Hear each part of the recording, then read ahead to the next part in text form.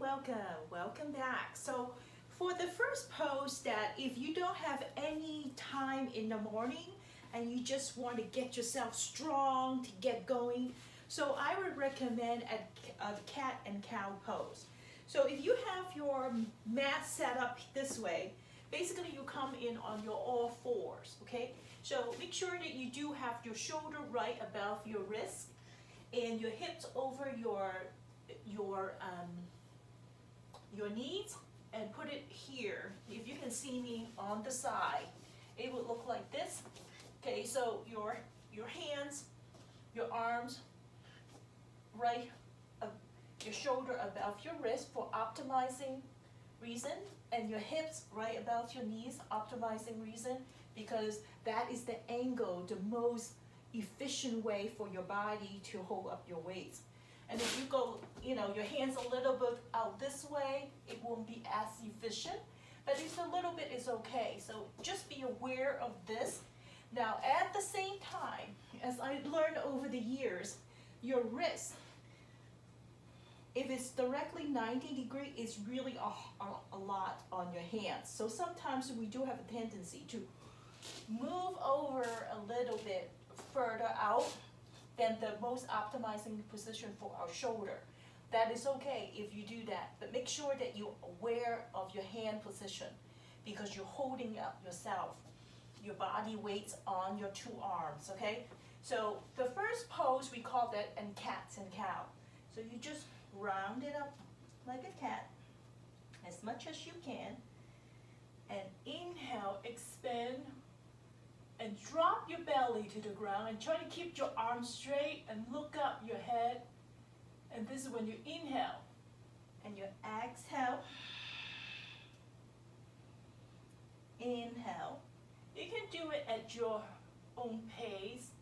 If you feel like that you want to hold it, feel free to do that. Sometimes when I first do it in the morning, I hold it a little bit on the cat and just feel the round curve on my thoracic spine.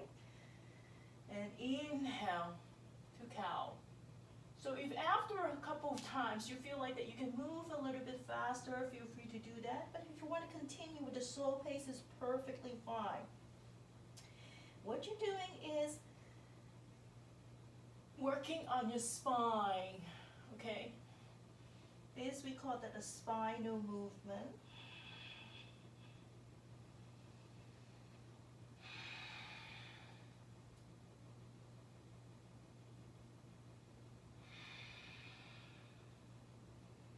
Sometimes you want to exaggerate a little bit.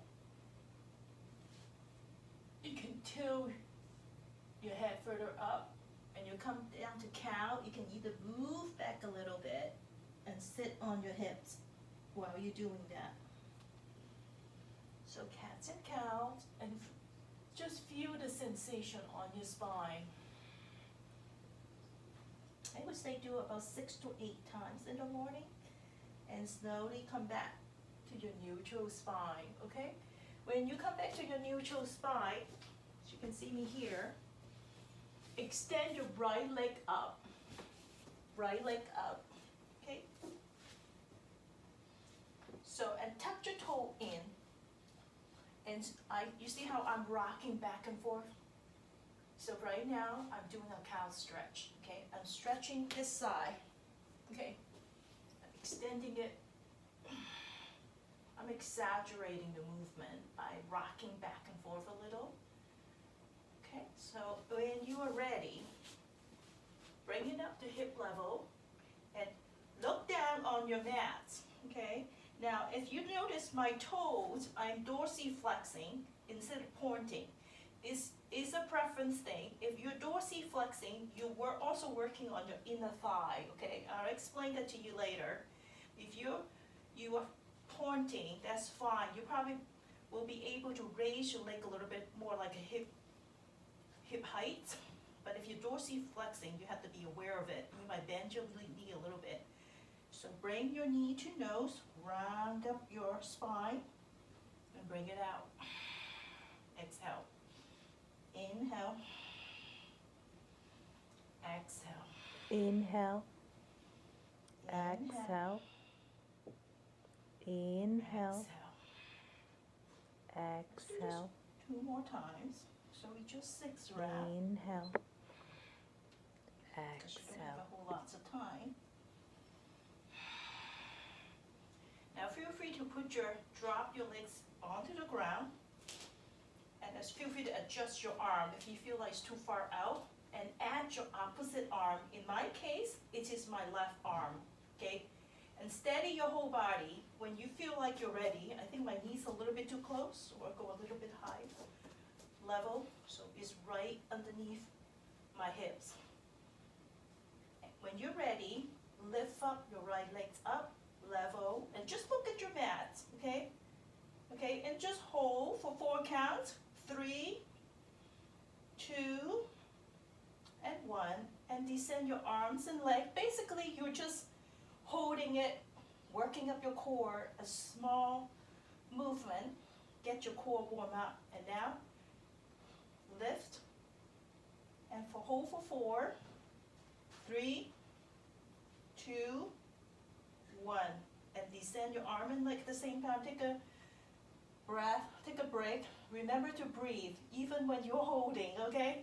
So we're gonna lift them up again. Hold for 4, continue to breathe. 3, 2, and 1, and descend. We just do it one more time.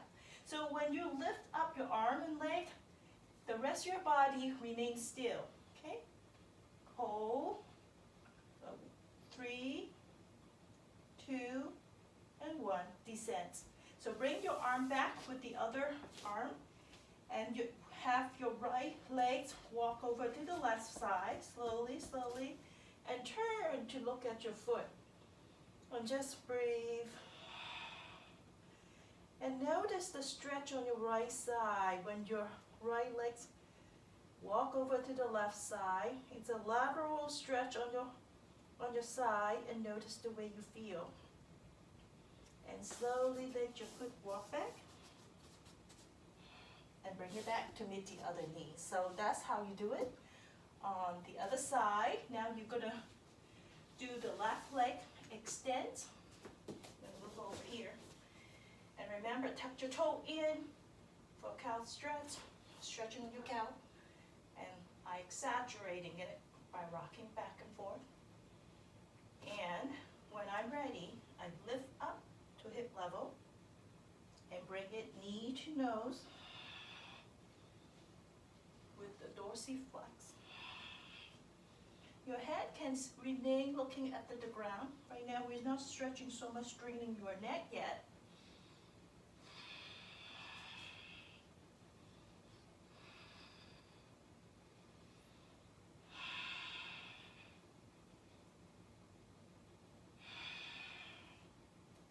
So after we do the cats and cows, we slowly bring it back.